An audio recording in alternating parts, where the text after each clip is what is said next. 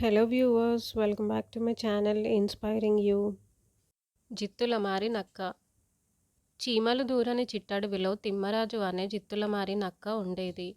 అసలు కష్టపడకుండా మిగతా జంతువులను మోసం చేస్తూ కాలం గడిపేది. దాని మోసాన్ని గ్రహించిన మిగతా జంతువులు దానికి ఆహారం దక్కకుండా చేశాయి.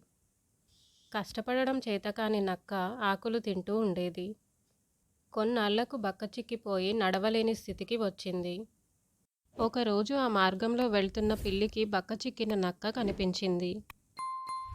అదేంటి నక్క బావా, ఇలా చిక్కిపోయావని అడిగింది పిల్లి. తన కష్టాన్ని చెప్పుకుంది నక్క. ఈ దగ్గర్లో ఒక విందు ఉంది.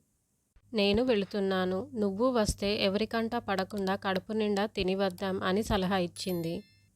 పిల్లితో వెళ్ళిన నక్క అక్కడ ఆహారాన్ని కడుపు నిండా తిని పిల్లిని ఇంటి వాళ్లకు పట్టించాలనే ఉద్దేశంతో పెద్దగా ఊలపెట్టింది.